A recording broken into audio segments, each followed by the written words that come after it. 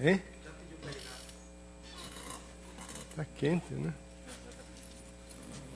Preciso dizer para eles. Tem que olhar o horário de aula. Tem uma aula aqui, eles têm que ligar o ar-condicionado. Bom, nós estamos falando sobre conjuntos compactos. Conjunto compacto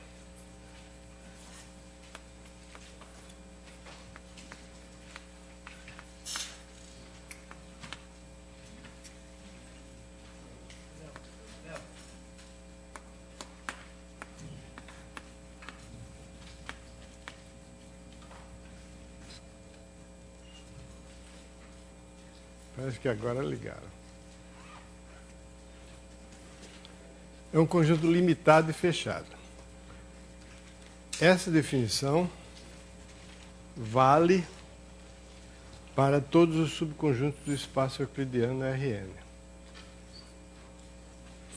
Mas se você for olhar um livro mais geral, para espaços métricos em geral, a definição para espaço métrico é um conjunto compacto quando toda sequência nele contida possui uma subsequência que converge para um ponto dele. Também está de acordo com a nossa definição. Mas se você for mais geral ainda, considerar espaços topológicos quaisquer que não são definidos por meio de uma distância, então compacto é aquele que cumpre satisfaz o teorema de Borel-Lebesgue, que nós vamos ver agora. Ok? Então, mas nós vamos ver as relações entre esses conceitos. O conjunto compacto é um conjunto limitado e fechado. O exemplo mais simples é um conjunto finito, né? O exemplo, segundo grau de simplicidade, é um intervalo limitado que contém os extremos, também intervalo fechado.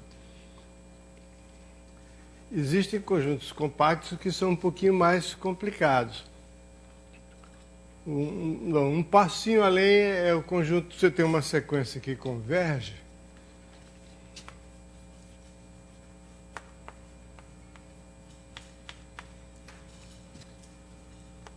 Então, se você chamar de K, o conjunto formado pelo ponto A e pelos termos da sequência,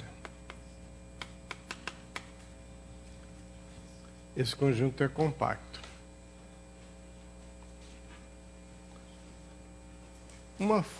Se você for provar que esse conjunto é obviamente limitado, porque toda sequência convergente é limitada.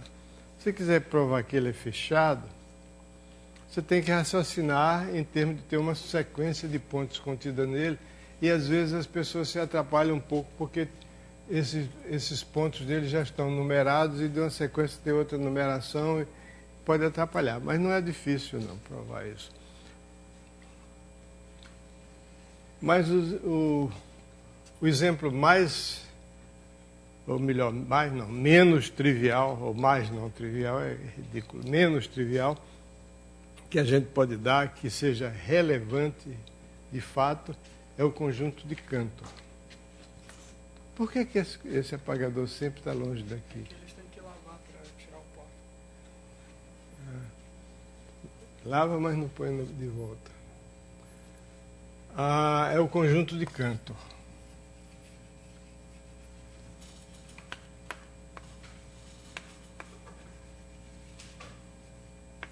Cantor foi um matemático alemão que viveu no século XIX e que é atribuído a quem é atribuída a chamada teoria dos conjuntos, que é uma simplificação muito grande.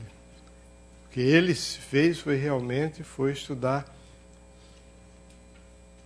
números transfinitos, quer dizer, números cardinais de conjuntos infinitos de natureza qualquer. E, além disso, ele fez trabalhos importantes em séries trigonométricas também. O conjunto de Cantor inicialmente surgiu como exemplo, depois ele se revelou de uma grande utilidade para estudar os chamados sistemas dinâmicos caóticos, que é a especialidade de um bocado de gente aqui do IMPA. Então, a ideia do conjunto de canto é muito simples. O conjunto de canto é o seguinte: você pega o intervalo 0,1. Vou fazer aqui. Pega o intervalo 0,1. Essa é a etapa, digamos, a etapa número 0 da construção do conjunto de canto. A segunda etapa consiste em pegar, no intervalo 0,1, o terço médio.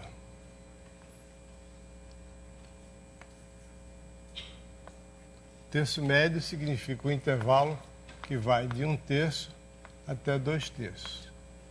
E retirar do intervalo 0,1 esse terço médio.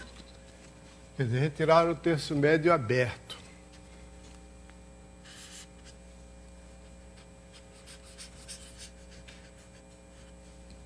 Então, o que sobra é uma reunião de dois intervalos compactos, ambos de comprimento 1/3. Depois você olha para cada um deles e retira o terço médio aberto de cada um deles. Então, o que fica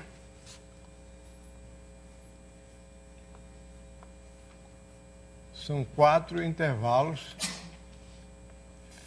compactos de comprimento 1/9.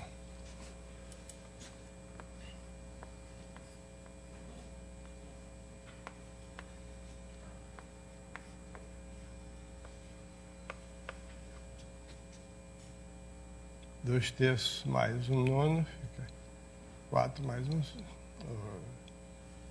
7/9. Depois aqui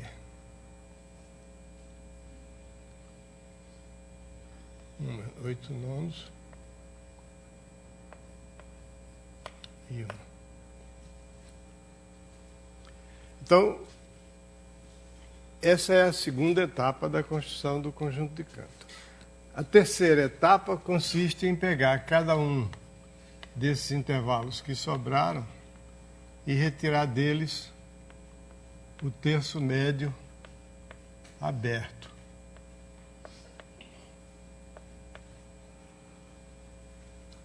Então sobram 8 intervalos de comprimento 1/27. E assim sucessivamente. O que quer dizer assim sucessivamente? O conjunto de cada um desses intervalos aqui é uma quantidade enumerável de intervalos. Cada um deles tem um comprimento que é uma fração de denominador 3 elevado a n. E o conjunto de Cantor é o intervalo 0,1 menos a reunião de todos esses intervalos que foram retirados, que são intervalos abertos. O primeiro é o intervalo de comprimento 1/3 que eu retirei aqui. Depois o segundo é o intervalo de comprimento 1/9 e o terceiro também é 1/9 e assim por diante. Então é evidente, a partir dessa definição, que o conjunto de Cantor é um conjunto compacto, porque ele é limitado, está contido no intervalo 0,1, e é fechado porque é o complementar de um conjunto aberto. Tirei um aberto, você pega um fechado, retira dele um aberto, você obtém um fechado. Então o conjunto é compacto.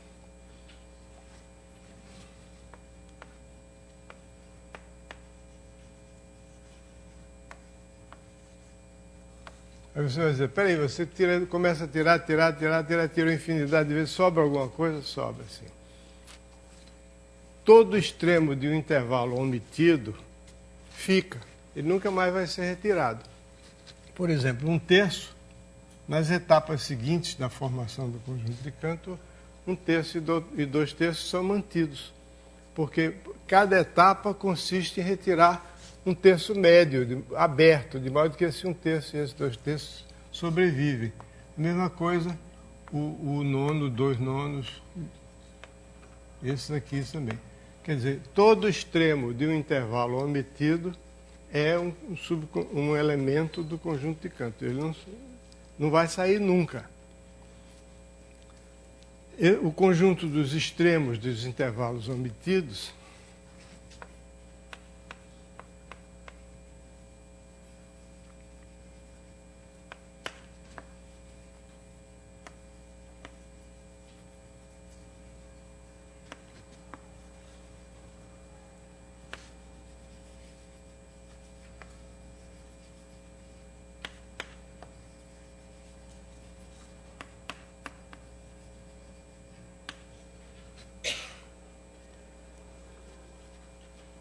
o conjunto dos extremos dos intervalos omitidos, ele é chamado, eu chamo de E porque ele é um conjunto enumerável. Porque primeiro, quando eu faço a primeira operação, sobram dois, além do 0 e do 1, e mais o 0 e 1, se você quiser botar, sobram 1/3 e 2/3. Na segunda operação sobram esses pontos aqui, 1 nono, 2 nonos, 7 nonos, 8 nonos. Na terceira operação também. Então, é um conjunto enumerável.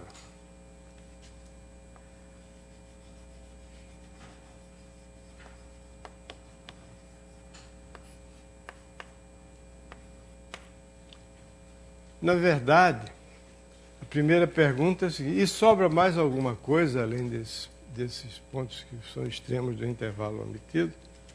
Não só sobra alguma coisa, mas a maioria dos pontos do conjunto de Cantor não está entre os intervalos, entre os extremos dos intervalos omitidos. Porque o conjunto de Cantor não é enumerável. Então, o conjunto de Cantor tem as seguintes propriedades. É compacto.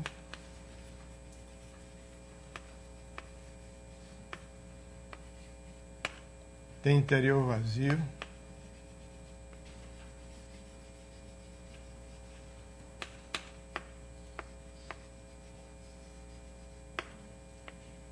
Por que ele tem interior vazio? Porque um conjunto para ter interior não vazio, ele tem, antes de tudo, que conter alguns intervalos. Porque se todo conjunto que não tem, que todo ponto interior a um conjunto, ele pertence a um intervalo aberto que está contido no conjunto. Então, um conjunto só pode conter pontos interiores se ele, pelo menos, contiver algum intervalo. O conjunto de Cantor não contém intervalos. Não pode conter intervalos, porque em cada etapa de sua construção, na primeira etapa, sobram 2 intervalos de comprimento 1/3 cada um. Na segunda etapa, sobram intervalos de comprimento 1/9 cada um. Na terceira etapa, sobram intervalos de comprimento 1/27. De modo que não pode sobrar nenhum intervalo, porque qualquer intervalo que porventura sobrasse tinha que ter um comprimento. Mas que comprimento é esse? Se ele sobrou, é porque ele seria um desses intervalos aqui, mas aí ele vai ser dividido depois em 3 partes iguais. Então não contém intervalos, o interior é vazio.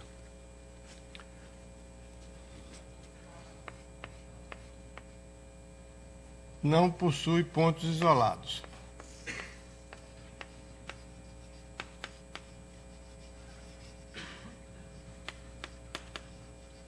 Aqui eu estou usando uma palavra que ainda não defini oficialmente.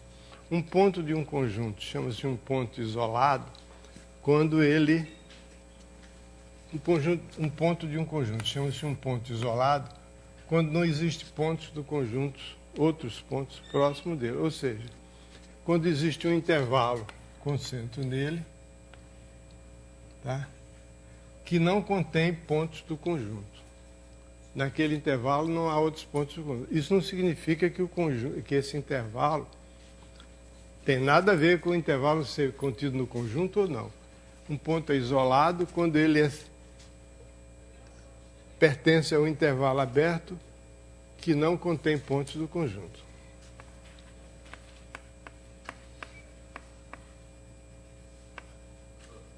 Diga. Pode dizer que ponto isolado não é de acumulação? Se eu tivesse definido um ponto de acumulação, estaria certo. É verdade, é isso mesmo. Mas daqui a pouco eu vou definir. um ponto isolado quando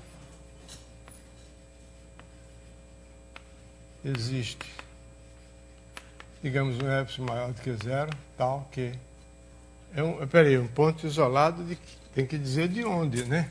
Ponto isolado do conjunto X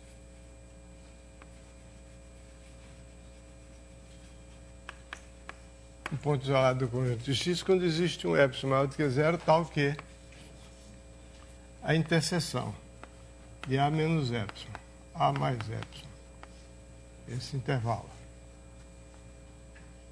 com X é vazia. Ou seja, que nesse intervalo não há outros pontos de X. É vazia não, desculpe. É igual a é um ponto de X.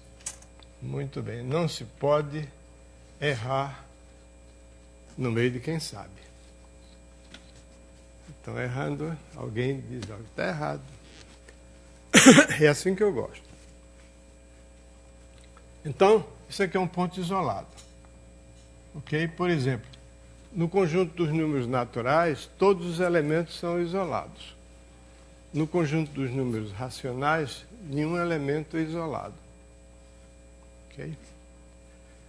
Se você tem uma sequência que converge para um ponto A, o conjunto dos pontos xn, o A pode ser isolado? Pode. Mas se o A for isolado naquele conjunto, se o A pertencer a... Bom, se eu pegar uma sequência de pontos de um conjunto que converge para um limite e acrescentar esse limite ao conjunto dos pontos da sequência, eu obtenho um conjunto assim. Esquece o K. O limite mais os termos da sequência. Esse A aqui pode ser um ponto isolado. Mas para ele ser um ponto isolado, é preciso que os termos da sequência, a partir de um certo ponto, sejam todos iguais a A. Se não for assim, ele não é isolado. Ok? Então, ponto isolado é isso, de um conjunto. E um conjunto discreto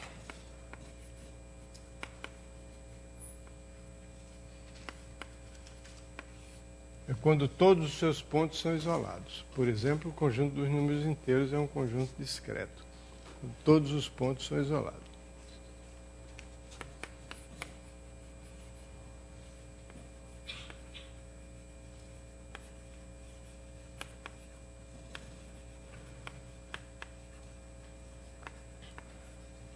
Muito bem, então voltando aqui, o conjunto dos extremos dos intervalos omitidos é enumerável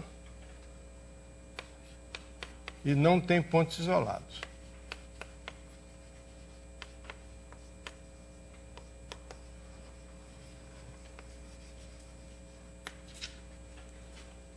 Porque se eu pegar um ponto que está em E, se eu pegar um ponto X pertencente a E, significa que ele não é, que ele é extremo de algum intervalo que foi omitido. Então, X é extremo de algum intervalo que foi omitido. Digamos que foi esse. Os intervalos omitidos são todos intervalos abertos. Aqui, por exemplo, 1/3 é extremo desse intervalo aqui que foi omitido. 1/9 e 2/9 são extremos à esquerda e à direita de um intervalo que foi omitido. Ok?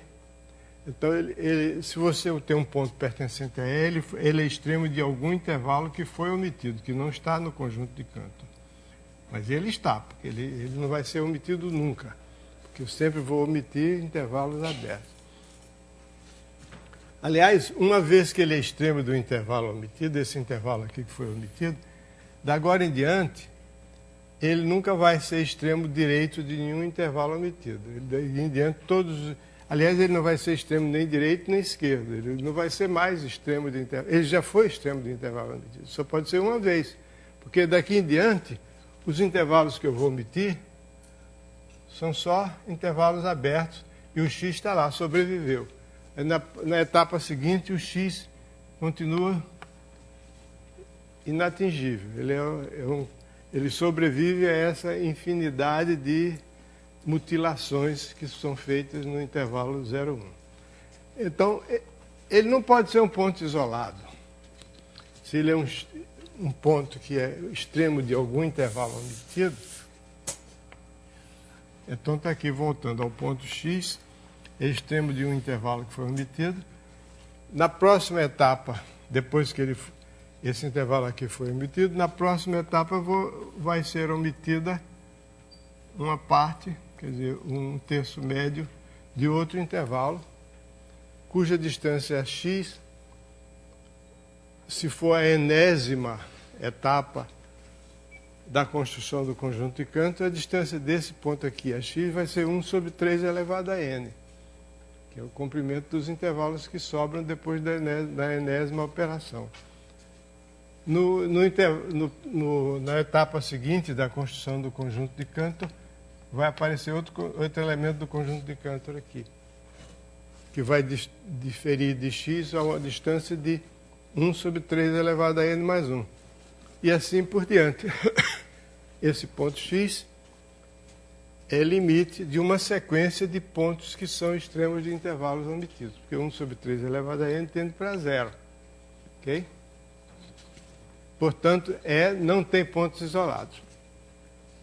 Então, nós já temos aí um bom exemplo de elementos do conjunto de Cantor, que são os extremos dos intervalos omitidos, que são algumas frações cujo denominador é uma potência de 3.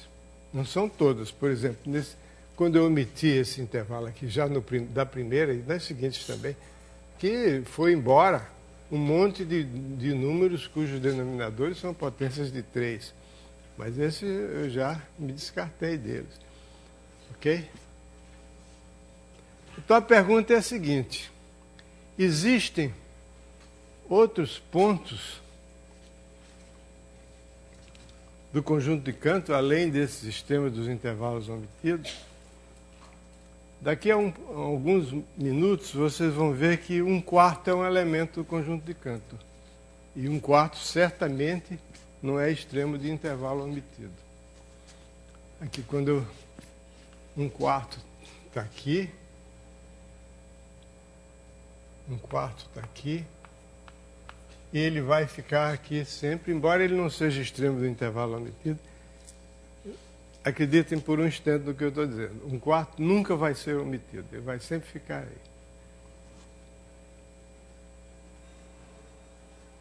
Então, mas a essas alturas é bastante razoável que a pessoa tenha dúvida. Será que realmente existem outros elementos do conjunto de Cantor, além desses, que são os extremos do intervalo? Todos esses números que estão destacados aqui, com exceção 1/4 também, mas todos esses números que estão destacados aqui são números que pertencem ao conjunto de Cantor, porque eles são extremos de intervalos omitidos.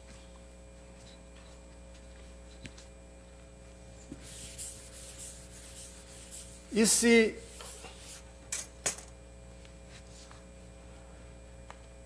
x, nós não sabemos ainda, com certeza, se esse ponto x existe, que eu vou botar aqui. Mas quando a gente começa uma expressão, uma afirmação matemática com C, a gente não está obrigado a que essa coisa que vem depois do C exista ou não. Se isso aqui, paciência, se não existir, não existiu. É o se, é condicional. Se x pertencente a K não é extremo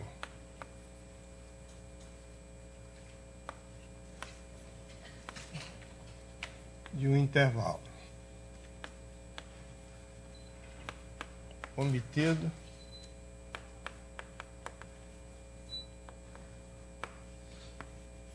na construção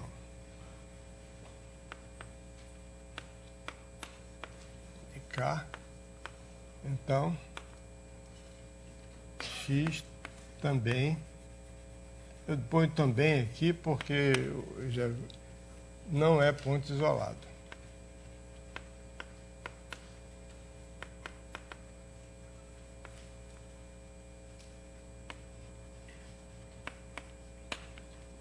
Ou em K, vamos botar em K. Também não é ponto isolado. A razão eu não sei porque eu estou separando só por uma questão didática, mas é o mesmo argumento. Que x não é extremo, mas o x está aqui, seguro dentro de um intervalo, não foi omitido. E na próxima leva de omissões, vai sobrar aqui, o x está no intervalo, vai sobrar um pedaço que foi retirado. Mas o x vai sobrar, que eu estou supondo que ele não é extremo de intervalo omitido. Então ele vai sobrar. Ele vai sobrar dentro de um intervalo que sobreviveu à enésima etapa da construção do conjunto de canto. Portanto, ele vai sobrar dentro de um intervalo de comprimento 1 sobre 3 elevado a n.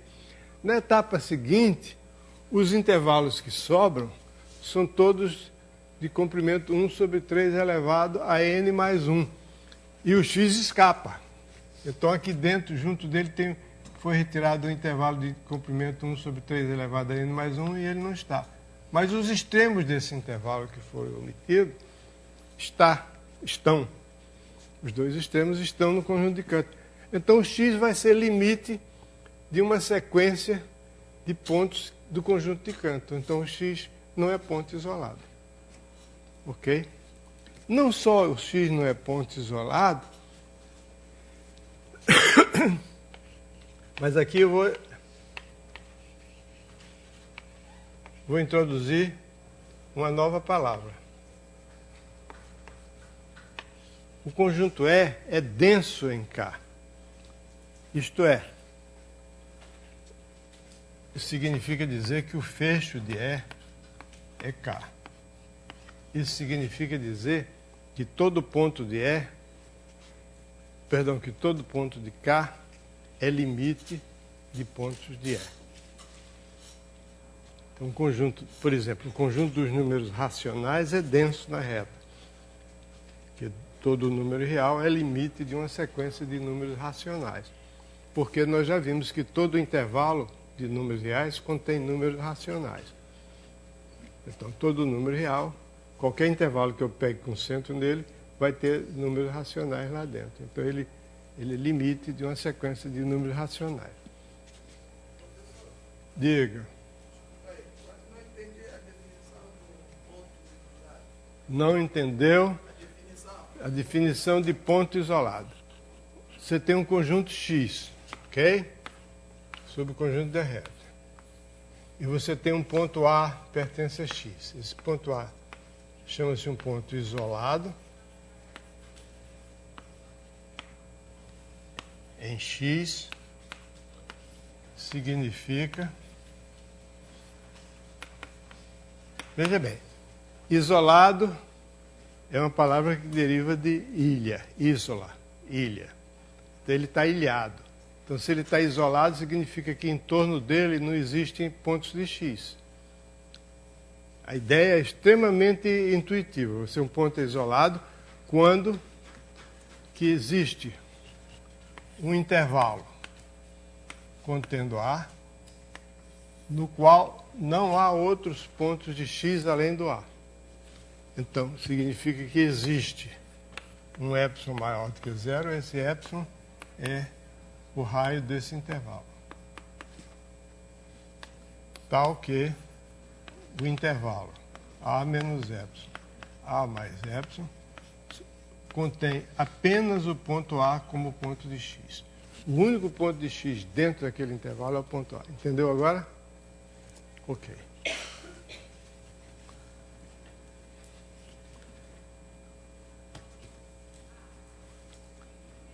Pois é, se lembra que isolado vem de ilha. Lembra-se de Robinson Crusoe. Ele estava isolado na ilha deles. Depois apareceu sexta-feira e complicou as coisas. Vocês leram Robinson Crusoe? Não é possível. Ninguém leu a história de Robinson Crusoe, do Daniel Swift. Isso é um clássico da literatura universal.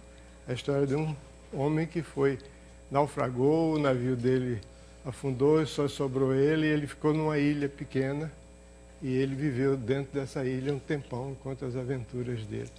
Tá visual, mas de vez em quando essa ilha era visitada por uns canibais que faziam as estripulias lá. E um dia apareceu um desses caras, fugiu, conseguiu escapar dos outros e ficou lá com ele. Ele chamou de Sexta-feira, esse índio. Precisam ler o Robinson Crusoe. Muito bem. Então, isolado é ilha. Isso está numa ilha. Dentro desse intervalo aqui, esse intervalo é uma ilha que só tem ele. Só tem o ponto A.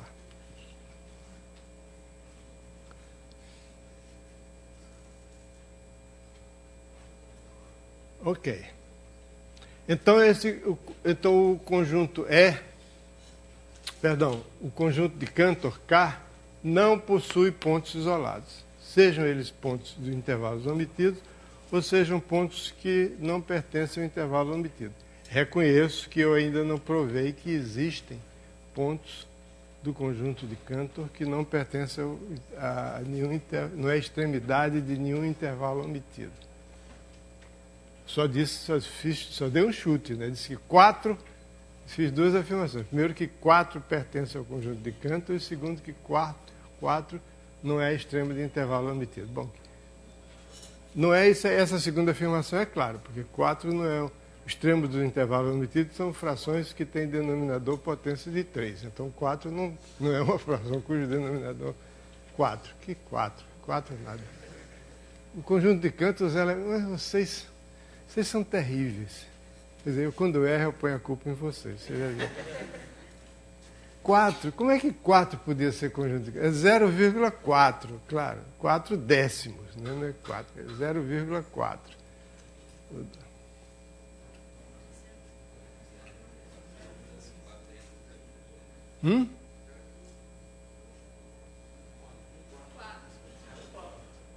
0,4? Não, 1 quarto. Ih, eu estou completamente... Fui falar em Robinson Crusoe, aí me perdi. É um quarto. 1 quarto não é elemento do conjunto de Cantor.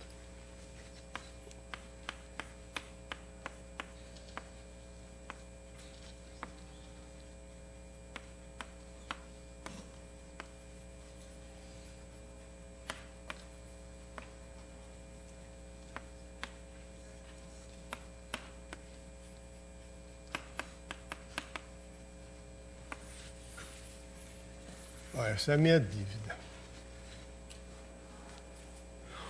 Muito bem.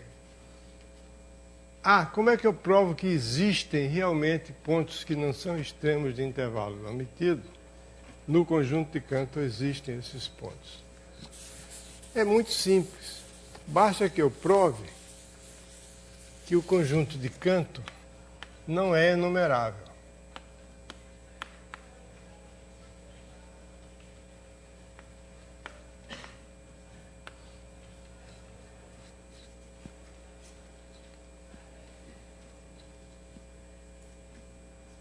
Não é enumerável. Como o conjunto dos extremos dos intervalos omitidos é um conjunto enumerável, então, se eu provar que K não é enumerável, está resolvido.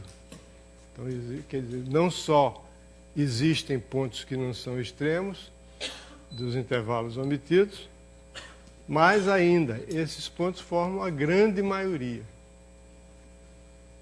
O conjunto deles não é um conjunto enumerável, porque se fosse a reunião dele com o E seria enumerável. Então a gente usa aquele sistema que vocês já viram aqui.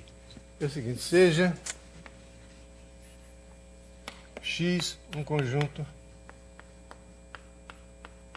enumerável de pontos de K. Eu devo achar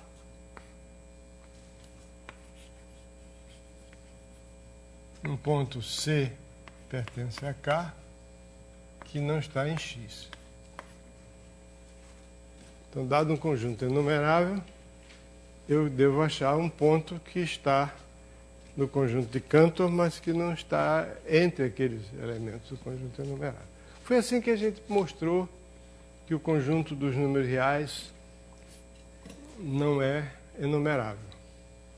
Dada uma sequência enumerável, eu arranjei uma sequência de intervalos encaixados que convergem, tal que o x1 não pertence ao primeiro. É isso que eu vou fazer. Eu vou achar uma sequência de intervalos, I1, I2, IN, cada IN igual ao intervalo compacto, quer dizer, limitado e fechado, compacto, tal que xn não pertence a IN. Oi.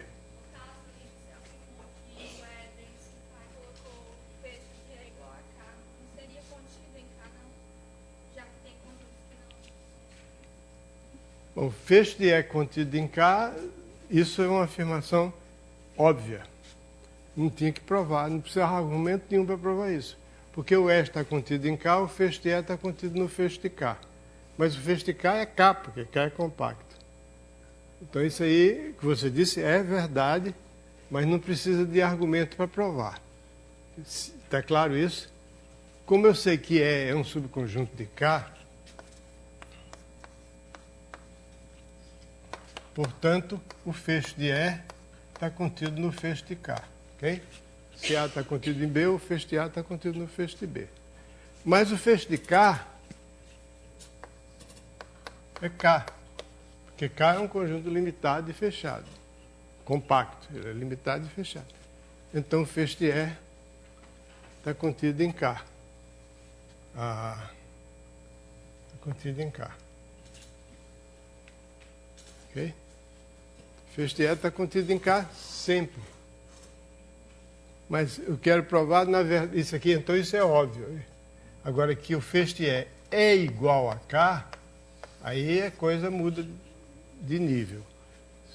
O que está contido em K é evidente, porque qualquer subconjunto de K, seja E ou qualquer outro, F, G, H, qualquer subconjunto de K, o fecho dele está contido em K. Agora, que o fecho é igual a K, significa dizer que ele é denso em K, ou seja, quer dizer que todo ponto do conjunto de Cantor é limite de uma sequência de pontos de E. Isso é verdade porque os pontos de E são extremos de intervalos omitidos, e esses intervalos omitidos, à medida que eles são omitidos em uma sequência de operações. A primeira operação, segunda, terceira, quarta. E à medida que o N cresce, os intervalos que sobram vão ficando cada vez menores. Então, se um ponto está em K, ele vai ser... Eu já disse isso aqui, vou repetir. Se ele é um dos extremos de intervalos omitidos, perto dele, os intervalos que foram omitidos vão ficando cada vez menores, então ele é limite. E se não é extremo, mesma coisa. Mas onde é que eu estava? Ah, sim. Eu estava querendo provar que o conjunto de Cantor não é enumerável. Para provar isso, eu pego um subconjunto de K que seja enumerável e mostro que esse subconjunto não é todo K. Para mostrar que não é todo K, eu faço o seguinte. Eu vou arranjar uma sequência de pontos IN. Cada um é um intervalo compacto.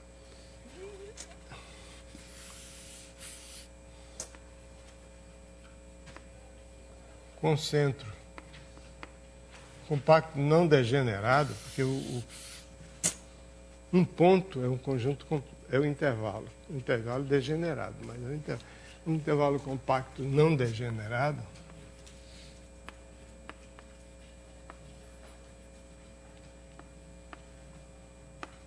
com centro num ponto de K, e tal que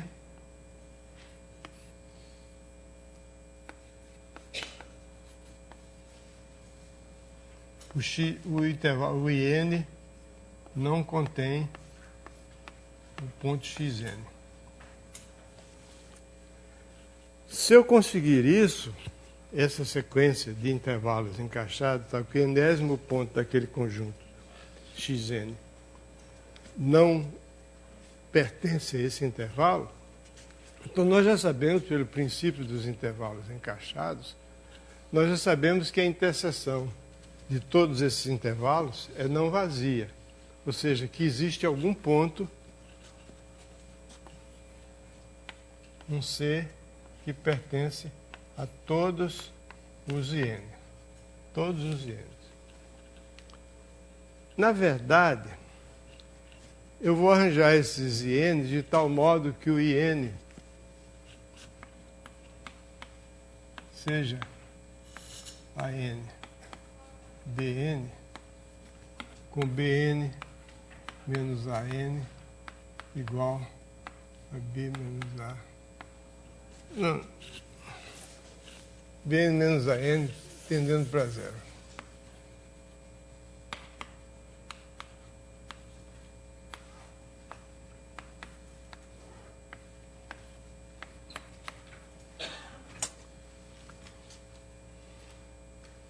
Então esse C aqui vai ser limite dos ANs e vai ser limite dos BNs.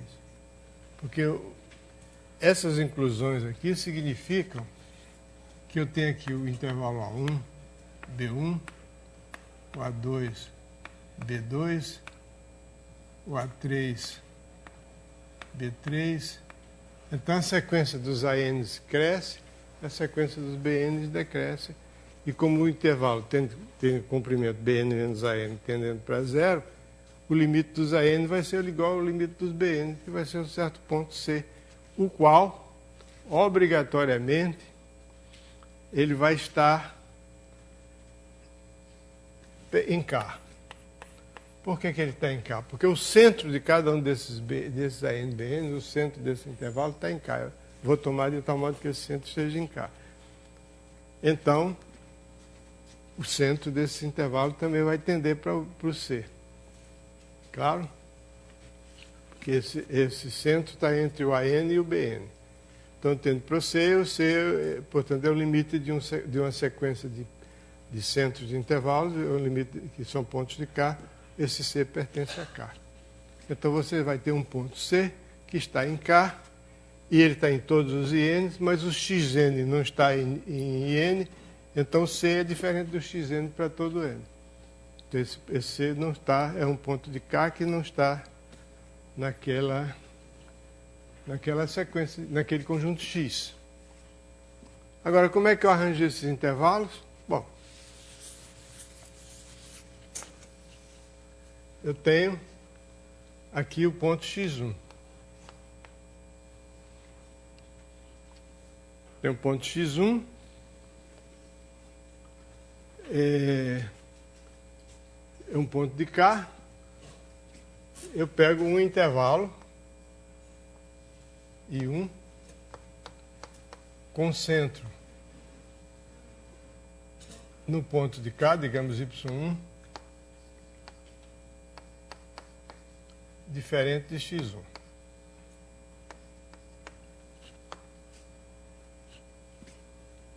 X1 não pode ser igual a todos os pontos de K, tem pelo menos um ponto de K diferente de X1. Esse ponto de K, ele vai ser centro de algum intervalo que contém diferente do X1.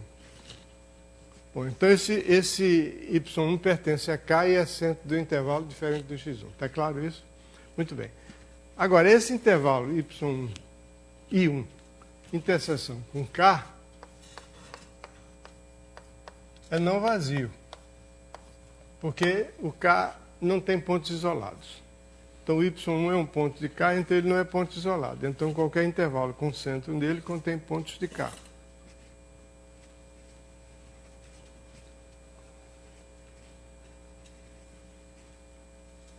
Bom, na verdade, não eu estou dizendo bobagem, foi uma afirmação desnecessária. Isso aí é claro que isso aqui não só é diferente do vazio, mas isso aqui é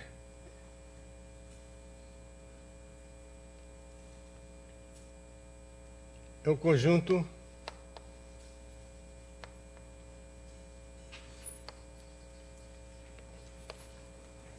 não.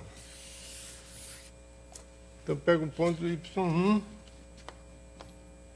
que está nesse intervalo. Agora aqui eu vou arranjar outro intervalo I2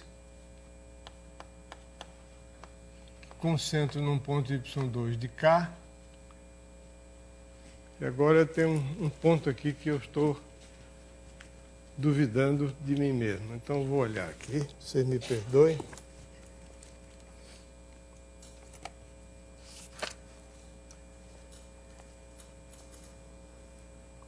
Ah, sim, Y1 contido com K é um conjunto infinito, compacto, sem pontos isolados.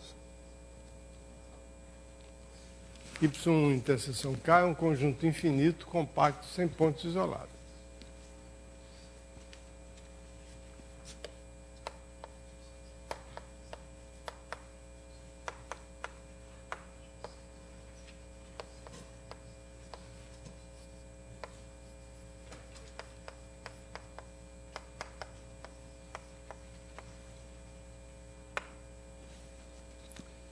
Bom, são três afirmações. Infinito, compacto, sem pontos isolados. Vamos pegar a do meio, compacto. É claro, porque é a interseção de um compacto com outro compacto. Então é compacto. Não tem pontos isolados. Então, que é infinito é consequência do fato dele não ter pontos isolados. Porque se ele tivesse pontos isolados, então, dentro desse intervalo I1, você ia ter uma parte de K sem pontos isolados. Então, esse ponto aqui, em particular o ponto Y1 não é isolado. Então, qualquer vizinhança dele vai conter pontos de K. Então, ele não pode ter pontos isolados. Se tivesse ponto isolado, o K não contém pontos isolados. Se K não contém pontos isolados, sua interseção com nenhum intervalo pode conter pontos isolados. Então, é um conjunto infinito, compacto, sem pontos isolados. Então, dentro dele, eu acho um I2 pelo mesmo motivo. I2 contido em I1, compacto, intervalo compacto, e pego um ponto Y2 pertencente ao I2, de tal modo que o X2 não pertença ao I2. É fácil de evitar um ponto que o X2 não pertence ao I2, é só pegar um intervalo pequeno com centro em Y1.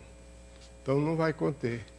Então você vai ter essa sequência de intervalos limitados, cada um contendo o seguinte, e a interseção é um ponto que não está entre aqueles dados específicos inicialmente.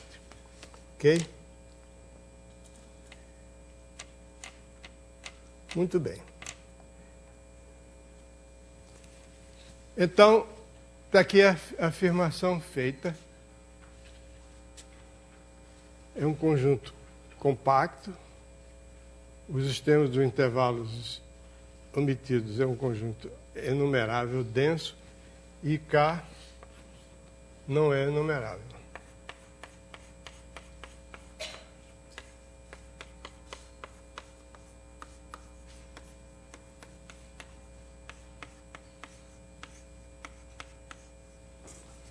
Muito bem. Agora falta dizer uma coisa a respeito do K que pode ajudar a esclarecer muito sobre como é que ele é. Inclusive, a gente vai ver por que aqui um quarto não é extremo de intervalo omitido. Oi. Fale um pouquinho mais alto, por favor. Poderia repetir como foi feita a construção desses intervalos? Desse intervalo? Realmente eu fui meio não convincente. Então eu vou ler para você o que esse autor aqui, que eu conheço muito bem, escreveu. Ele diz assim: como nenhum ponto de K é isolado, a interseção de I1 com K é um conjunto infinito, compacto, sem pontos isolados. Entende isso? O que é o I1? I1 é o seguinte: eu comecei com o ponto X1, Aí eu pego o intervalo I1, concentro num ponto Y1 pertencente a K, e um intervalo concentro num ponto de K que não contém o X1. Isso aí está claro. É claro, você tem dois pontos diferentes, você pega um intervalo que separa ele do outro. Agora, esse I1, interseção K, é um conjunto infinito, compacto, sem pontos isolados. Está claro isso? Não. Porque K não tem pontos isolados. Ok. Só que, de repente, o extremo dessa intersecção aí... Y1 é um ponto interior ao I1. Um ponto interior, é o ponto médio do intervalo I1. Mas qual é que você disse? Sim, você falou que ele não tem pontos isolados, Não. tratando essa intersecção como conjunto. Claro, como conjunto, evidente. Fala assim que, de repente... Interseção é um conjunto. De repente, o extremo desse conjunto poderia ser um ponto isolado. Extremo, o que é o extremo do conjunto? Digamos assim, o elemento mínimo ou o elemento máximo. Não estou entendendo. Não, assim, porque, por exemplo, se você pegar ali o Olha, número 1/3, por exemplo, você pegar ali o número 1/3, ele pertence a K, né? É. E aí, se eu pego agora um conjunto, por exemplo, eu pego o intervalo 2/3, o intervalo concêntrico 2/3 e de raio 1/3. E aí eu faço uma intersecção com K, então 1/3 vai ser um ponto isolado da intersecção. não, porque vem pelo outro lado. Não, mas assim, mas eu tratando a intersecção como um conjunto. Ele não é um ponto Peraí, eu isolado. acho engraçado você dizer tratando a interseção como um conjunto. A interseção é um conjunto. 1/3, ele não é um ponto, ele não é um ponto isolado de K, mas ele é um ponto isolado da intersecção. Não. Que interseção? Você pega um terço, por exemplo. Aí você toma a interseção de um intervalo que contém um terço. Então ele está cheio de pontos de Mas K aí aqui. pega um intervalo de centro 2/3 e de raio 1/3. Um intervalo de centro 2/3 e de raio 1/3, e você faz a intersecção com K. Então, aí está um monte de pontos aqui. Não, mas aí o ponto 1/3 pertence à intersecção.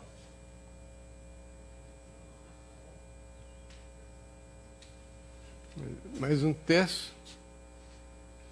Não estou entendendo a sua objeção. O intervalo de centro 2/3 e raio 1/3, esse ponto 1/3, ele pertence a K e ele pertence ao intervalo fechado. Mas quando você pega a intersecção desse intervalo que eu falei, desse conjunto K, o ponto 1/3 vai ser um ponto isolado dessa intersecção.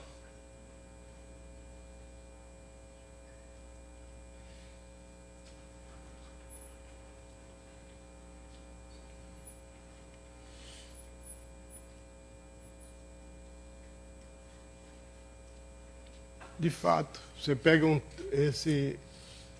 Mas qual o ponto que eu pego como sendo o ponto Y1? O ponto 2/3. 2/3 é o ponto Y1.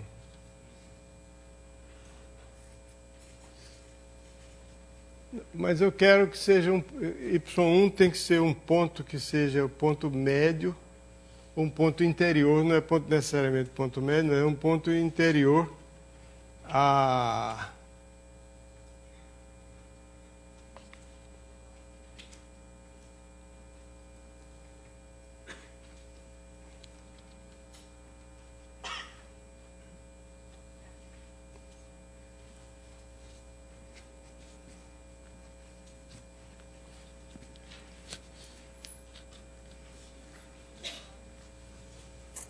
Muito bem, deixa eu examinar a sua objeção cuidadosamente. Suponha que você tem aqui o ponto 1/3. E aqui eu tenho o ponto 2/3. Não é isso? Aí eu tenho o que que tem? Eu tenho um ponto X1. E eu quero pegar um ponto que seja um intervalo que não um intervalo Y1 e I1 que não contém o ponto X1.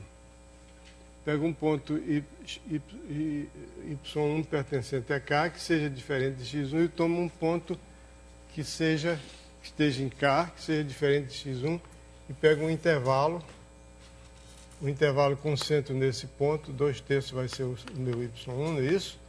Pego um intervalo concentro nesse ponto, que não contém o x1. Aí você diz o quê? Que esse I1 interseção K é um conjunto infinito sem pontos isolados.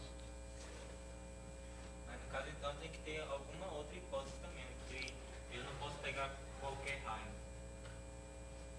Se eu pegar o raio 1/3 e... Mas eu peguei qualquer raio? Não, peguei.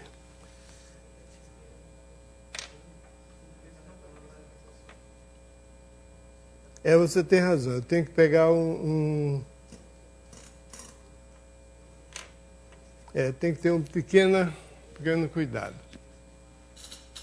Tenho que evitar esse ponto aqui. Se o ponto, por exemplo, que eu pegar for extremo de um intervalo omitido, eu tenho um buraco aqui entre ele e o próximo. Tem que tomar um menor. Você tem razão. Valeu a objeção. Para um lado ele não vai ter interseção, mas para o outro lado ele vai ter, não é mesmo? Vai ter. Não, mas ele disse o seguinte, ele não está objetando sobre a validade do raciocínio. Ele está dizendo que eu devia ter um pouco mais de cuidado quando eu dissesse essas coisas. Não vai ter daqui, mas vai ter lá. Mas eu disse que esse conjunto não tem pontos isolados. Se eu pegasse esse I1 aqui, aí ele I1 interseção K ia conter o ponto 1/3, que seria um ponto isolado do I1 interseção K. Ele está certo. Ele está certo. Agora, o que eu fiz foi uma afirmação de que não contém ponto isolado, basta dizer que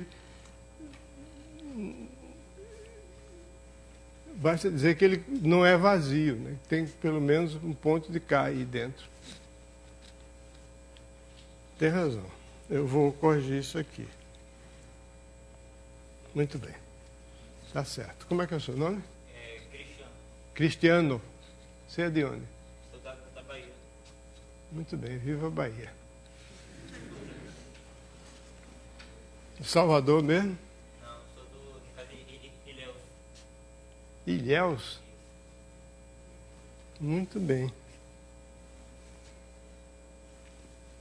Bom, um pequeno cuidado. Eu fiz uma afirmação de que não contém pontos isolados, ele já disse que não é verdadeira, mas o que eu quero dizer é que é infinito, compacto, infinito e compacto. Pronto. Bom, mas o que eu queria falar era sobre uma forma de a gente ver o conjunto de Cantor, que é uma forma aritmética e não geométrica, que ajuda, às vezes, a entender. Inclusive, a saber que 1/4 é um elemento do conjunto de Cantor. Isso tem a ver com escrever os números em base 3.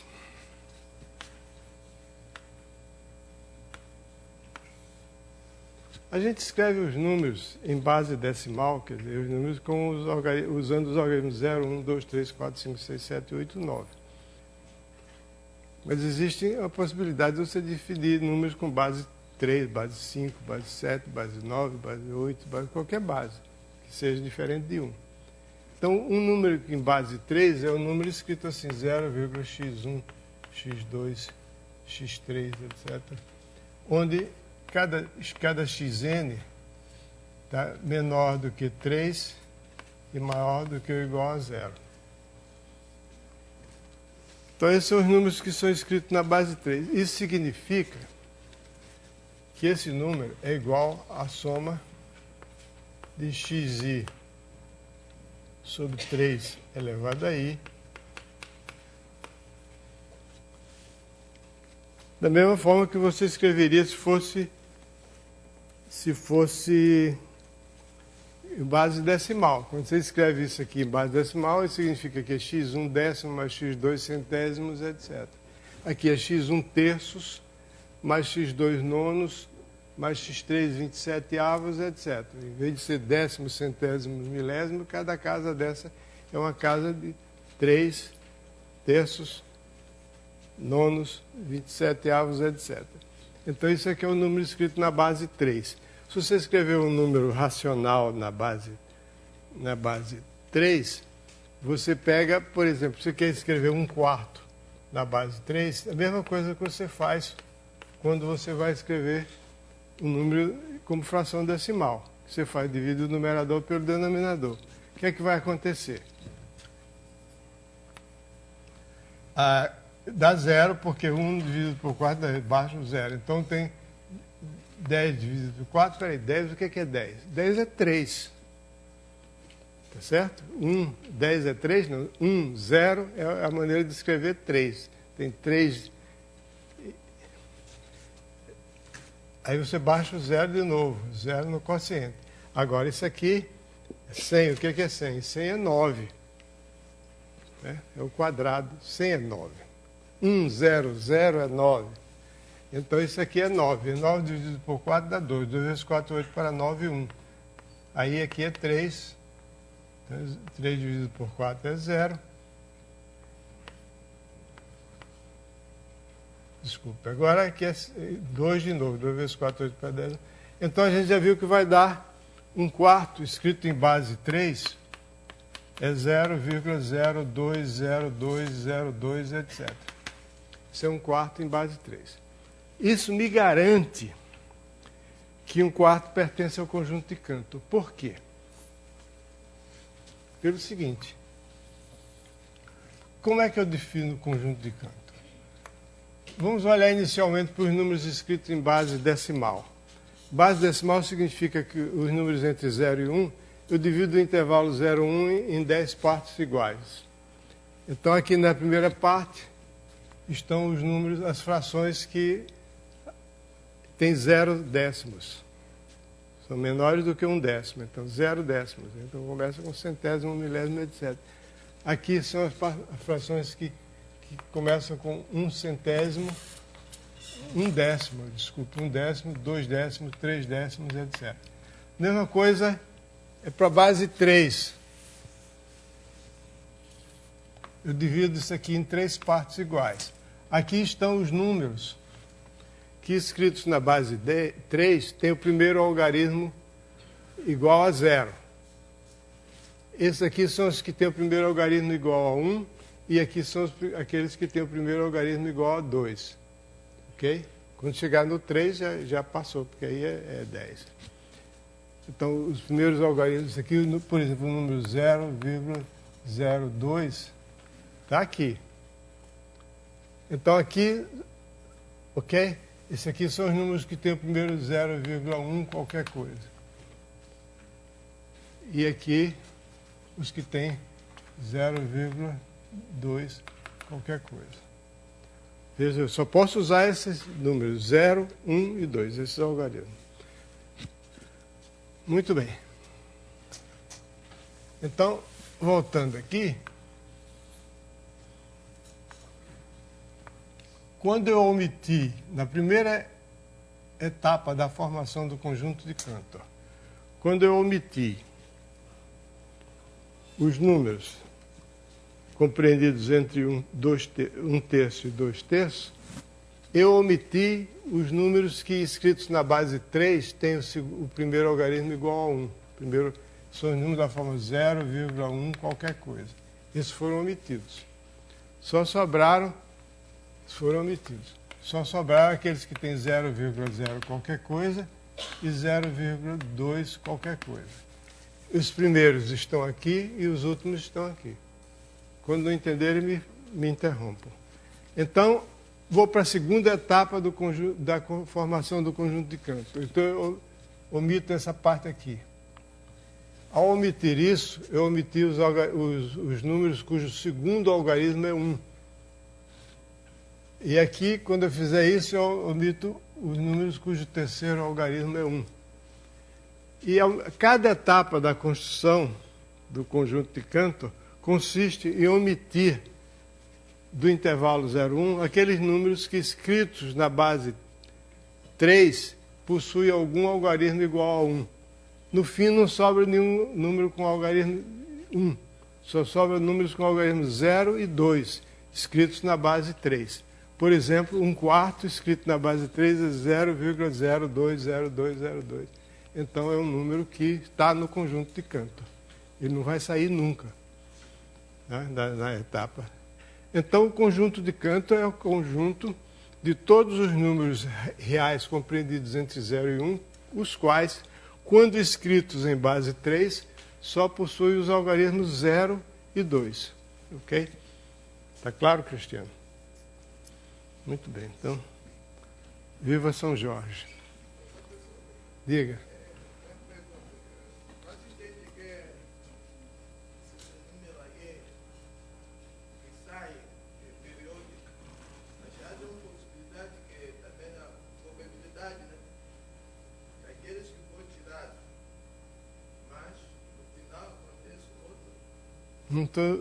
Não estou ouvindo direito o que você está dizendo.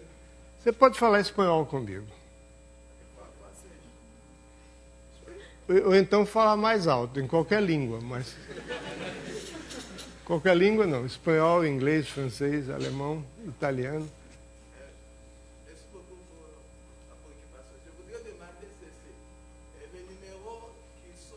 Ah, você é francês? Vous êtes français? Ok, très bien. Vous pouvez parler français.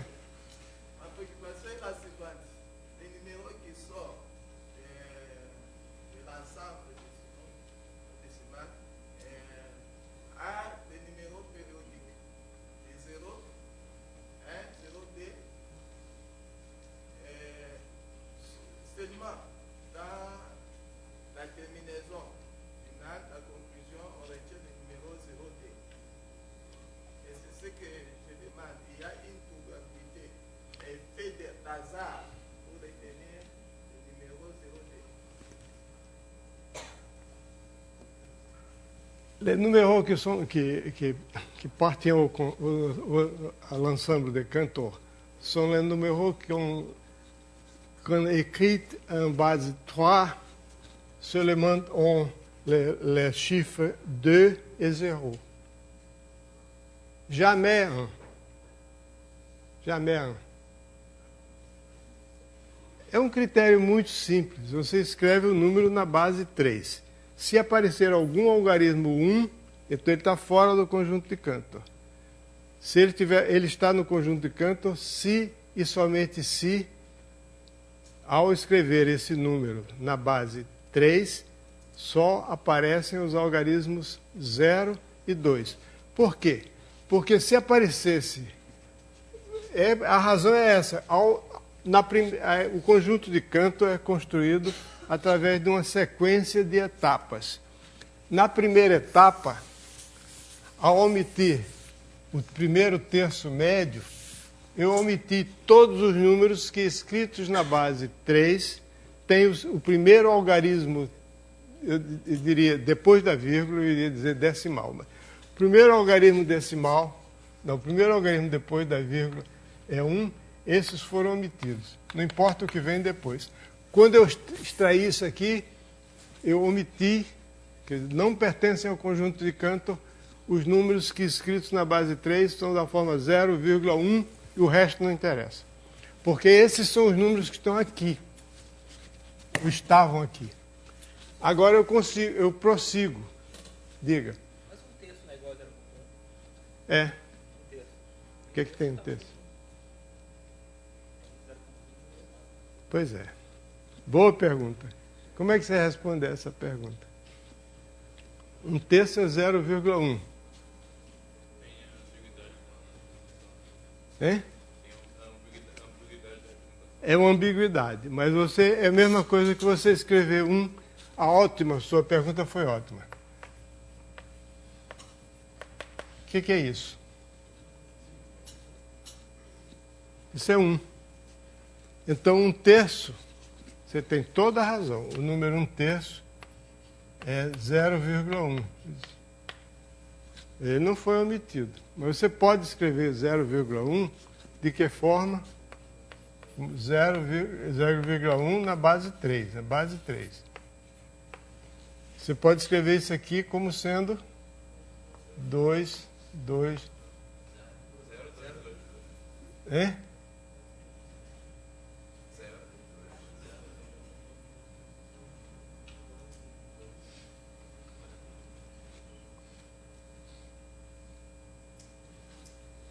Ih, agora eu me atrapalhei.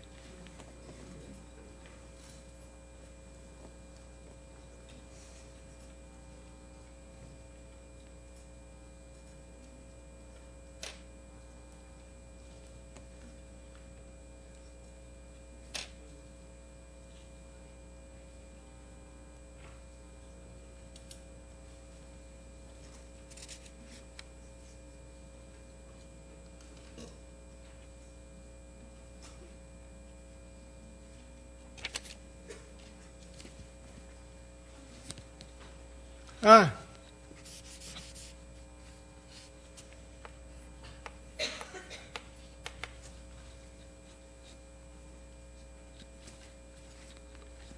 zero vírgula 1 é a mesma coisa que 0,0222222, uma infinidade de 2. Boa pergunta. Mas o que é que eu estava dizendo? Já disse tudo, né? Então o conjunto de Cantor pode ser visto aritmeticamente dessa forma.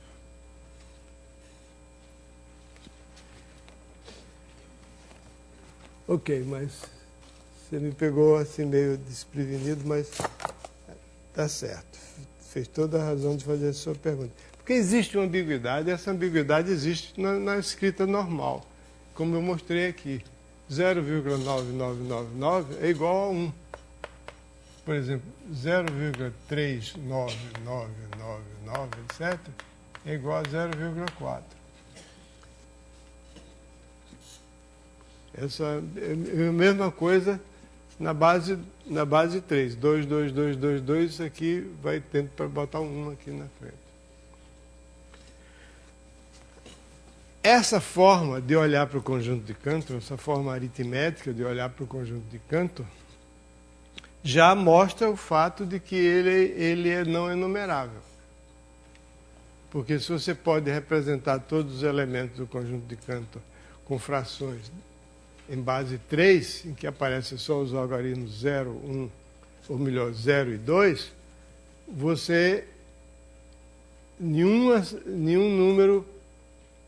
conjunto enumerável pode conter todos os elementos do conjunto de Cantor. O argumento é exatamente aquele que a gente fez para mostrar que as sequências formadas por 0, 1, 0, 1, 0, 0, 0, 1, etc., não formam um conjunto enumerável.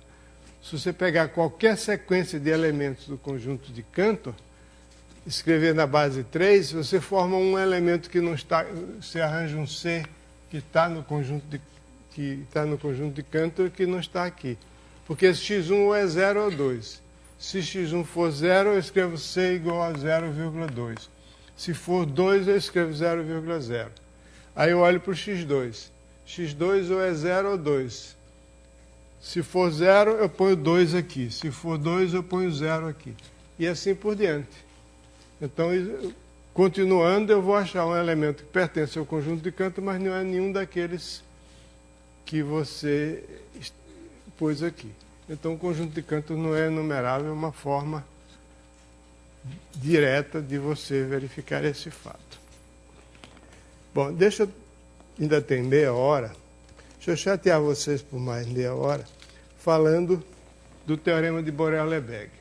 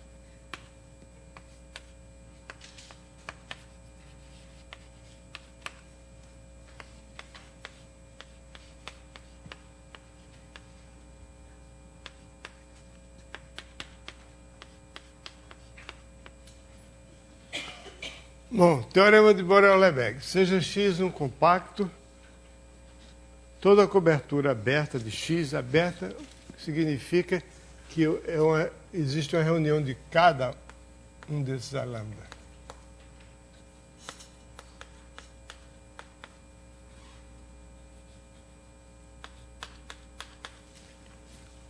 Cada lambda é aberta, que a reunião cobre X. Então você pode jogar fora a maioria desses abertos e ficar só com o número finito dele. Não importa que eles sejam uma família enumerável ou não enumerável, você sempre pode se livrar de todos e ficar só com um número finito que ainda cobre X.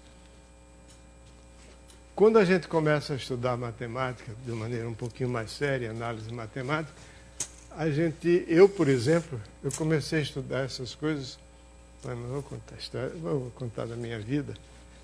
Em Fortaleza, eu tinha 18 anos, e peguei um livro que tinha esse negócio e eu fiquei maluco. Eu disse, para que serve essa porcaria? Não serve para nada. Serve para calcular a integral de uma função complicada? Não. Só depois é que eu fui entender para que servia. Então, eu espero que vocês aqui possam, no decorrer desse curso, entender para que serve esse princípio que aparentemente é tão geral, mas que envolve dois nomes respeitabilíssimos.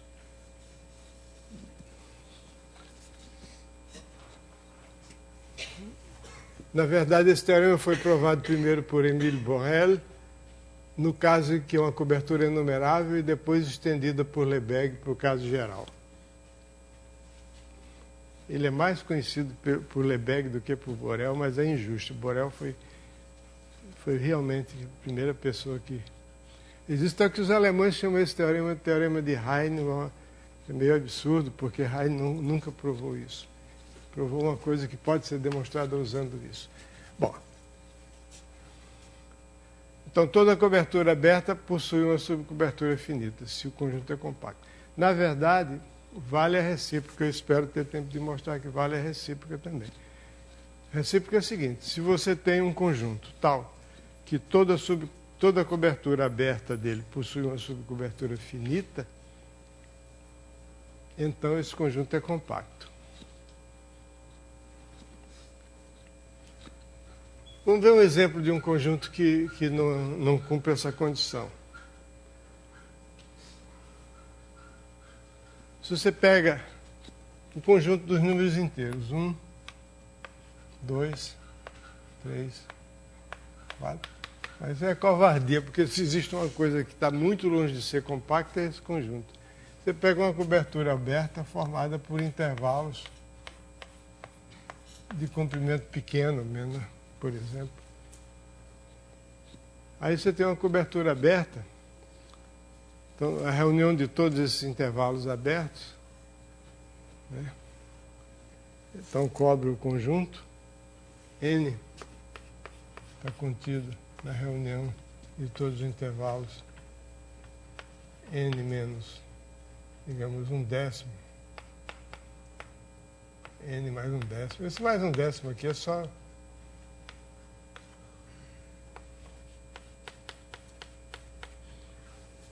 É só para...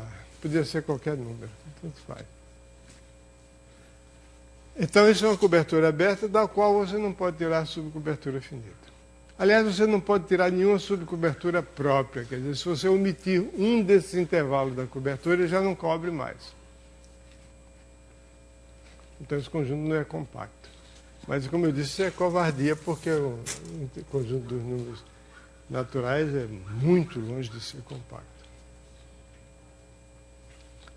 Mas vamos demonstrar esse teorema. Vamos demonstrar esse teorema, primeiro, para o caso em que o conjunto X é um intervalo AB. É um exemplo de um compacto. Então, vamos supor que esteja contido numa reunião de abertos. Uma coleção de abertos cuja reunião cobre o intervalo AB. E vamos demonstrar por absurdo.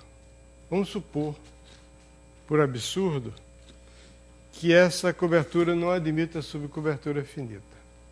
Então, o que é que eu faço? Eu pego o intervalo AB e divido ao meio. Vocês já estão cansados de ouvir esse tipo de raciocínio, né? Eu divido ao meio. Então, se o intervalo AB for dividido ao meio, aqui você tem um intervalo I1, aqui tem um intervalo metade, aqui outra metade. Não vou botar nome ainda não. Se essa parte aqui, digamos AC, admitir uma subcobertura finita e a outra tiver também uma subcobertura finita, então eu junto as duas subcoberturas finitas e obtenho uma cobertura finita de todo o intervalo. Então, pelo menos uma das metades, em pelo menos uma da metade aqui, a lambda não admite uma subcobertura finita. É claro isso? Suponha que o teorema seja falso. Então eu tenho uma cobertura que não admite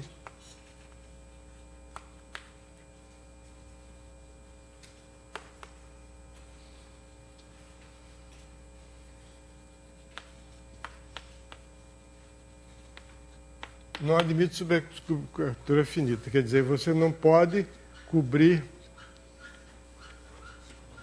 o intervalo AB por um número finito desses alâmbidas aqui.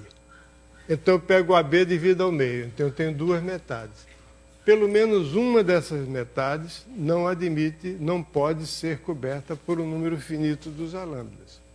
Porque se ambas pudessem ser cobertas por um número finito de alâmbida, eu pegava os alâmbidas que cobrem a primeira metade, os alâmbidas que cobrem a segunda metade, juntava os dois, teria uma cobertura finita de todo o intervalo. Então, pelo menos digamos, uma das metades I é o intervalo original, X é o intervalo original. Então, o I1, o comprimento de 1,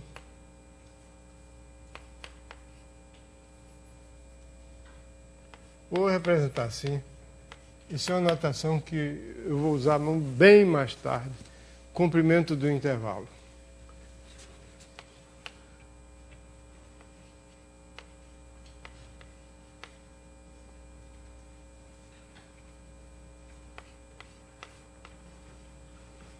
O comprimento desse intervalo é B menos A sobre 2. Que eu dividi ao meio. Então, pelo menos uma dessas metades não admite uma subcobertura finita. Então, esse 1 está contido na reunião dos alâmbidas, não possui subcobertura finita. Ok?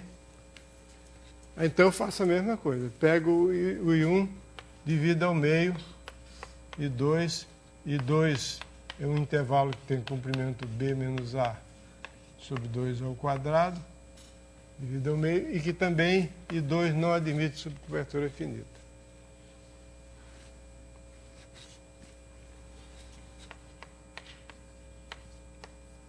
Então vou repetindo, I1 contido em I2, o comprimento de IN é B menos A sobre 2 elevado a N, e não admite o IN, certamente está contido na reunião dos alâmbidas, não admite subcobertura finita. Aí o que é que vai acontecer? A interseção de todos os INs vai ser um certo ponto C. Não vai ser C. Ok? Não vai ter mais do que um ponto. Essa interseção é não vazia. Eu sei que toda sequência de intervalos encaixados tem um ponto que é comum a todos eles. Não pode ter mais de um, por quê? Porque o comprimento desses intervalos vai tender para zero. Então não pode ter mais de um. Então tem um ponto. Então você tem um C pertence a IN para todo N.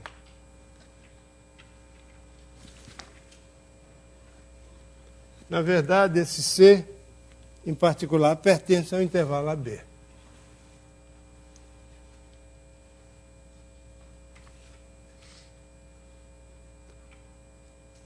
Muito bem, então existe um intervalo.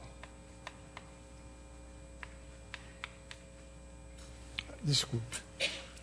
O C está em AB.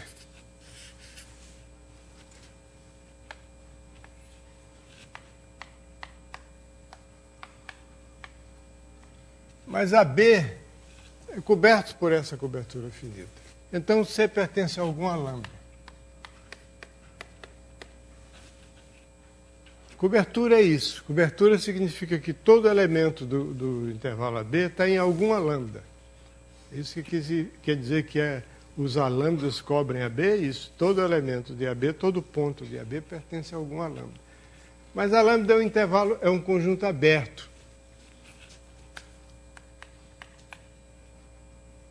Se a lambda é aberto, então existe um intervalo C menos epsilon, C mais epsilon, contido em a lambda.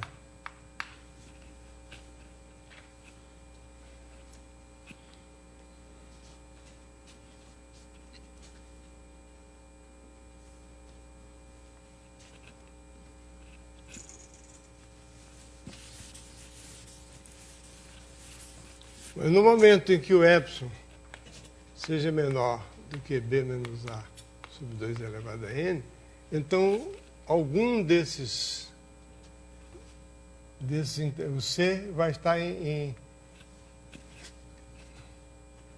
o C está em IN. No momento em que o IN seja tal que o epsilon seja menor do que isso aqui, então esse intervalo C, IN vai estar contido em C menos epsilon, C mais epsilon. Porque esse intervalo IN, ele tem comprimento B menos A sobre 2 elevado a N. Então, se eu tomar um N muito grande, o intervalo IN, que contém C, vai estar contido no C menos epsilon, C mais epsilon. Porque o epsilon está fixo, o N vai crescendo. Então, eu posso tomar um N tão grande que vale isso. Então, o que acontece? Que o intervalo IN está contido em C menos epsilon, C mais epsilon, que está contido numa lambda. Eu podia até, para tornar mais dramático, chamado a lambda zero, para dizer que realmente é um lambda zero particular. Mas aí a gente tem uma contradição. Qual é a contradição? A contradição é a seguinte, é que esse N não admite subcobertura finita. E aqui está o IN coberto por o IN está coberto por 1 a lambda zero. Peraí, mas esse não é o cara que não podia ter coberto por um número finito de a lambda? Você está coberto só por 1. Então isso é um absurdo. Isso prova que o teorema é verdadeiro. Está claro isso ou tem alguma dúvida? Ficou tudo claro? Ouviu alguma coisa? Fala mais alto um pouquinho, minha filha. O epsilon é maior do que B menos A sobre 2 elevado a N, porque o intervalo está dentro do epsilon. É. Muito bem, garota.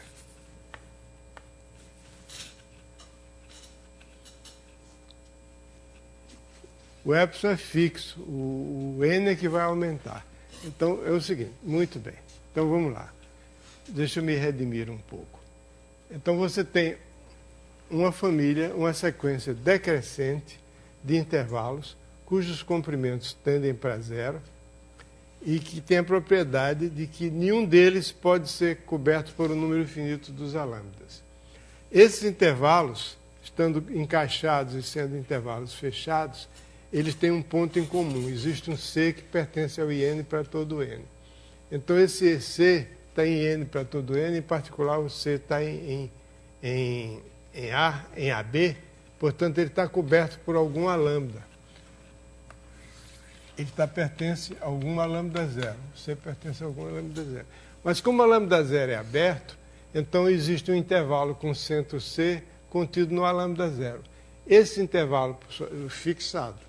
Agora o n, se eu tomar um n muito grande, de modo que o b menos a sobre 2 elevado a n é menor do que epsilon, então esse intervalo in vai estar contido nesse aqui. Então você tem um absurdo. Esse n está contido no C menos epsilon sendo mais epsilon, que por sua vez está contido no A lambda zero. Então esse intervalo in está contido no A lambda zero. Mas nenhum in pode ser coberto por um número finito de A lambdas. Então isso é uma contradição. Então o teorema está demonstrado para o caso em que x é um intervalo. Se x não for um intervalo, não tem problema nenhum. Eu tenho uma cobertura de x, uma cobertura aberta de x, mas o x é um conjunto compacto. Então o x está contido, em particular ele é limitado, está contido em algum intervalo compacto AB. Eu tenho que usar a hipótese que o x é compacto. Ou seja, já usei o fato de que ele é ilimitado. Então ele está contido dentro do intervalo AB. Então o x está contido numa reunião de abertos. Mas a essa reunião de abertos eu acrescento o Rn menos x, o R menos x. Por que o R menos x? Porque eu quero cobrir o intervalo AB. Então, como o x está contido no intervalo AB, o R menos x contém o intervalo, o R menos x. Isso aqui reunido com o R menos x é um intervalo aberto e isso aqui é uma cobertura do x. Desculpe. O intervalo AD. É isso não. O intervalo AB está contido. Isso aqui era uma cobertura do x. Inicialmente o x está coberto por esses A lambda. Aí eu coloco o x dentro do intervalo AB. Agora eu não sei se o intervalo AB está contido na reunião dos A lambda. Eu sabia que o x estava contido na reunião dos A lambda. Agora eu faço o seguinte, eu pego a reunião dos A lambda e ponho mais o complementar do x. Isso aqui vai cobrir o intervalo AB.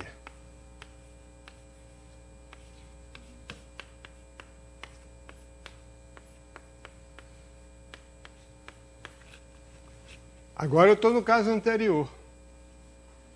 Estou no caso anterior que eu tenho uma cobertura aberta do intervalo AB. Então existe uma subcobertura finita do intervalo AB, está contido no A lambda 1, etc., A lambda K, mais o R menos x, que também é um aberto, porque o x é fechado, além de limitado, é fechado. Então, mas acontece que o x não tem nenhum ponto em comum com R menos x. X é uma coisa, R menos x é o complementar de x, não tem nenhum ponto em comum. Que daqui resulta que o x está contido em A1 AK. Ok? Então tem a cobertura finita. Porque se o AB está contido nessa cobertura finita aqui, o x está contido no AB, mas o x não tem nada a ver com isso aqui, então o x está contido só nessa parte aqui. Então você tem uma cobertura finita. Okay? Então, esse é o teorema de Borel-Lebesgue. Se x é compacto, então toda a cobertura aberta de x admite uma subcobertura finita. Agora, eu vou mostrar que vale a recíproca também. E a recíproca é que fornece a definição de compacto em situações muito mais gerais, mas também é bom saber que ela é verdadeira. Eu não pus ela aí nesse livro, não. Pus no outro livro, Curso de Análise. Esse aí, eu não vou precisar dela aqui, mas, em todo caso, convém saber. se toda cobertura aberta de X, X é um subconjunto da reta, possui uma subcobertura finita, então X é compacto. Ou melhor dizendo, X é limitado e fechado. É a mesma coisa, não é para nós.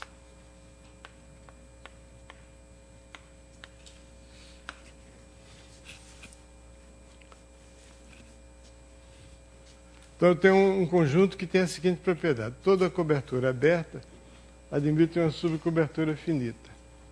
Então eu afirmo que esse conjunto é compacto, ou seja, que é limitado e fechado. Primeiro, ele é limitado.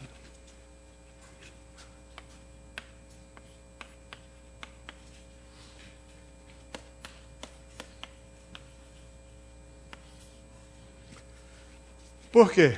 Se ele não fosse limitado, ele conteria um ponto x1 maior, digamos, ele é a mesma história. Se ele não é limitado, ou porque ele não é limitado inferiormente, ou porque ele não é limitado superiormente.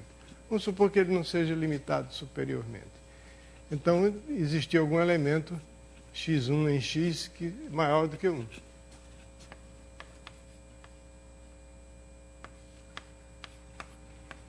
Existe o x1 em x que é maior do que 1.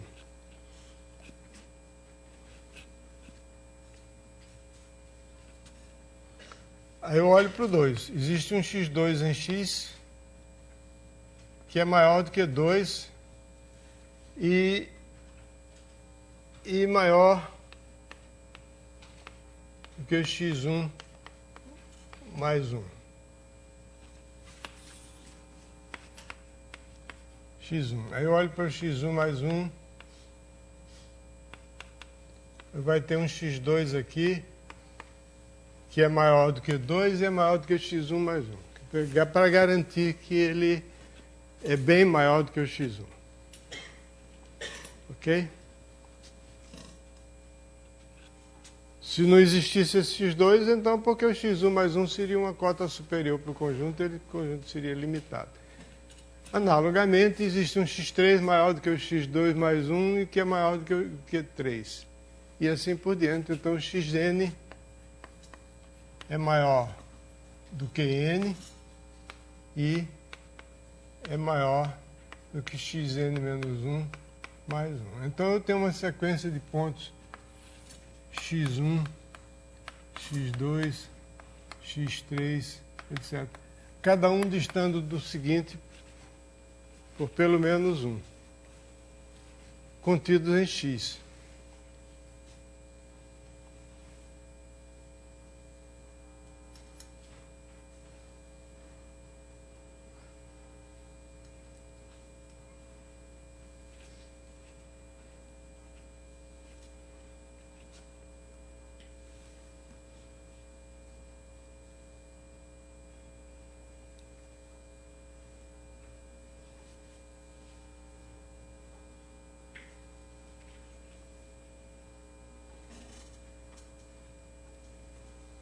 Agora eu quero arranjar uma cobertura aberta desse conjunto que não admite subcobertura finita.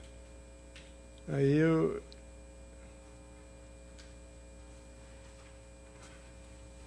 posso cobrir isso aqui. E como é que eu vou cobrir o resto do conjunto?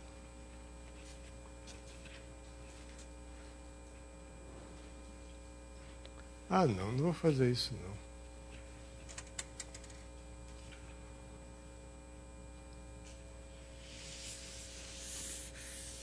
Não, vou fazer diferente.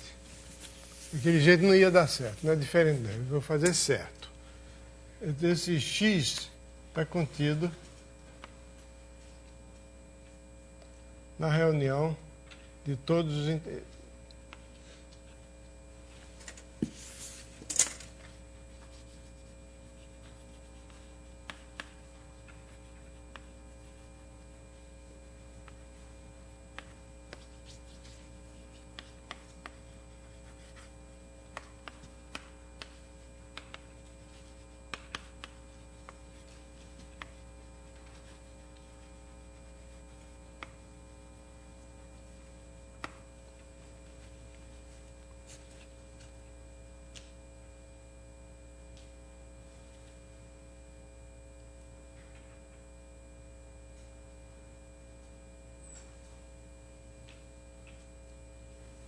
Não basta dizer que seja ilimitado.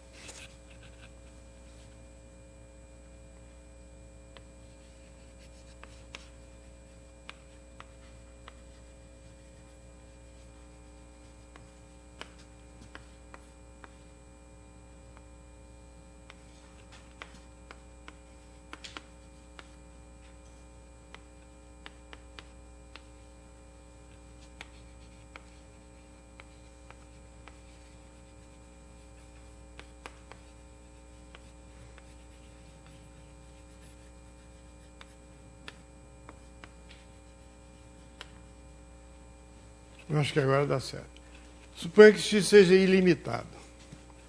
Então x tem uma cobertura de x, é uma cobertura evidente porque aquela reunião menos n mais n para todo n é igual à reta toda. Mas não admite nenhuma subcobertura finita. Por quê? Vocês concordam comigo que esse aqui não admite nenhuma subcobertura finita? Porque uma subcobertura finita seria a reunião de um número finito de intervalo da forma menos n mais n. F é um conjunto finito.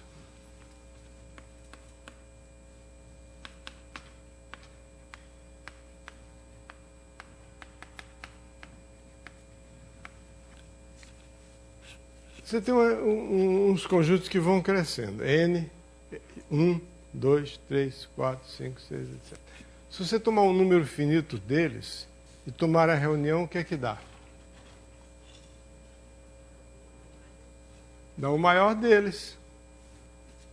Então, se você tem uma reunião de um número finito desse,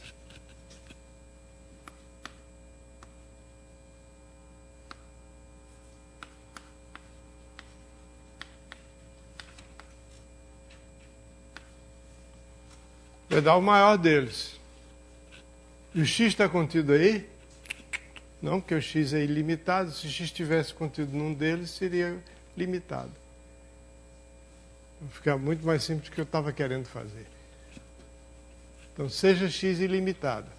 Então, a cobertura x aqui não admite subcobertura finita, porque todo subconjunto finito, todo conjunto finito de intervalos desse tipo, tem como reunião o maior deles. E x não pode estar contido no maior deles, porque o maior deles é um conjunto limitado. X seria limitado. Então, x é limitado. Além disso, x é fechado. Se você toda a cobertura aberta possui uma subcobertura finita, x é fechado. Por quê? Se x não fosse fechado, existiria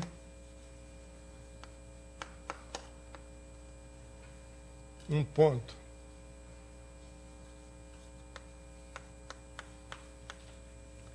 A pertencente a R e uma sequência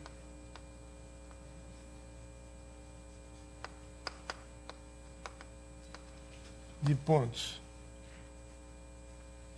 xn pertencente a x, tais que A não pertence a x e o limite de xn é igual a A.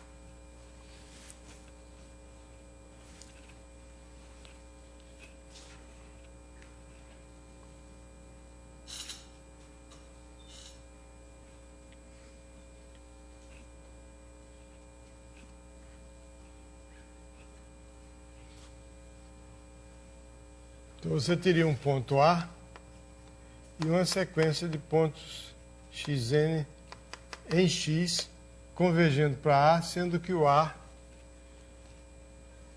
não está em x.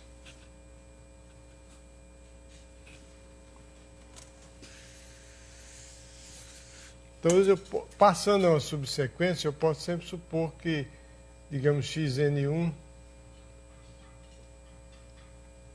eu vou supor x1 menor do que x2, menor do que etc, que é menor do que xn, menor do que A.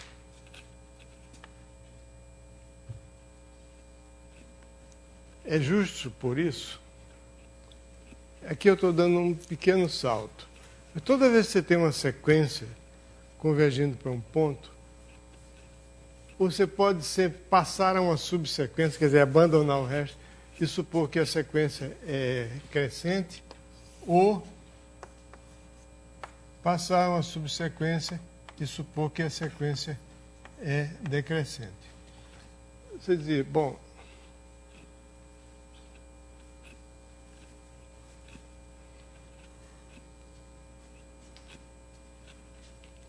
dá para entender isso? Dá para acreditar nisso? E aí, Baiano, dá para acreditar? Dá. Pelo seguinte, porque passando uma subsequência, eu posso sempre supor ou lá ou cá. Porque eu pego um ponto da subsequência, pego um ponto da sequência. Pego um ponto da sequência. Há duas possibilidades. Como o x A não pertence a x, como o A não pertence a x, o A não pode ser igual a nenhum dos xn. Então, eu pego o x1. A distância de x1 a A, a diferença x1 menos A, digamos que x1 seja menor do que A. É um certo número, mas a sequência converge para A. Então, toma um epsilon menor do que a distância de A a x1 e vai ter um x2 que está aqui.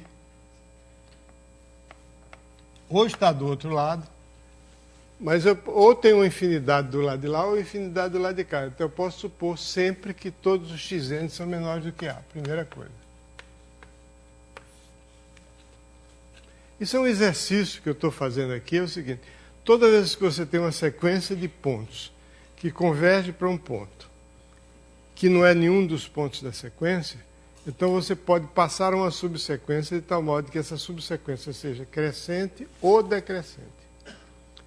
Você pega uma sequência de pontos que convergem para um ponto que não é nenhum dos termos da sequência. Então, ou você tem uma infinidade de termos da sequência menores do que ele, ou uma infinidade maiores. Ou os dois. Ou aí não é exclusivo. Então, você pode sempre supor que tem uma infinidade de menores ou que tem uma infinidade maior. Porque se tivesse um número infinito de menores e um número infinito de maiores, e o resto onde é que está? Tem que ter um número infinito, são todos diferentes de A. Então, são todos menores. Então, você pega um que é menor do que A. Então, digamos que você tem uma infinidade de termos da sequência menores do que A. Pega um menor do que A. Mas a sequência tende para A, então vai ter um outro maior, com índice maior, que está mais próximo de A. Então, pega o outro que está mais próximo de A. Pode pular um monte aqui, mas eu vou chamar de x1, x2, x3 e vou jogar fora o resto. Muito bem. Então, você vai ter uma sequência, digamos, de pontos crescente tendendo para A.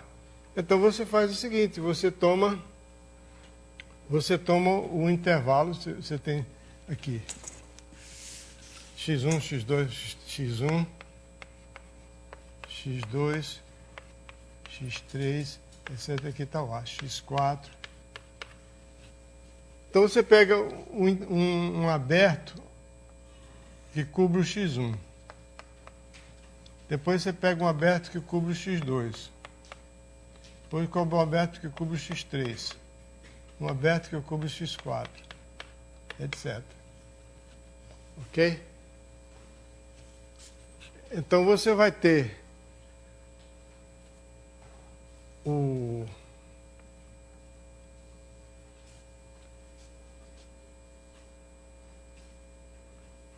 você vai ter uma sequência, você vai ter uma coleção de abertos cobrindo a sequência, mas não cobre o A.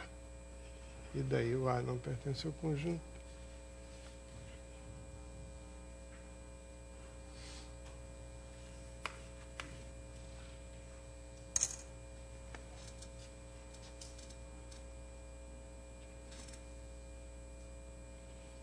Não.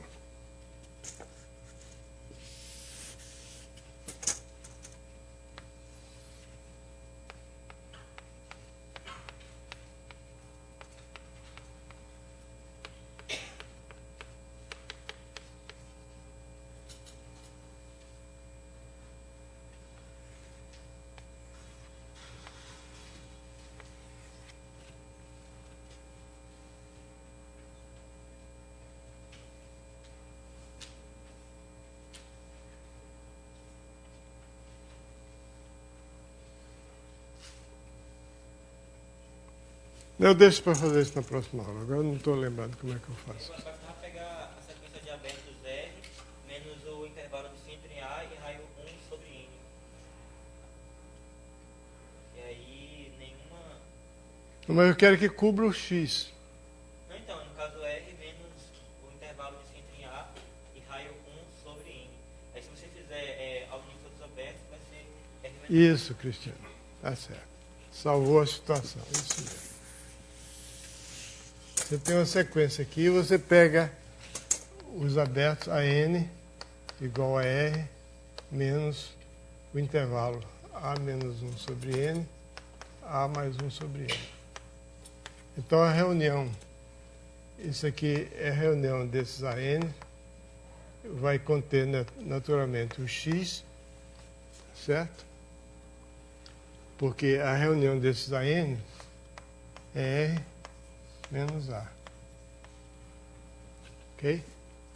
Mas nenhum subconjunto próprio deles pode cobrir todo o X, porque, como essa sequência é crescente, essa cobertura é uma cobertura crescente, os AN crescem com N, então, qualquer reunião finita deles, qualquer reunião finita desses ANs é igual ao AN de maior índice. Do maior índice N. Então não pode ser todo o X, porque fora desses AN, fora de qualquer desses AN, você vai ter pontos XN que pertencem a X. Muito bem, Cristiano, você salvou a pátria.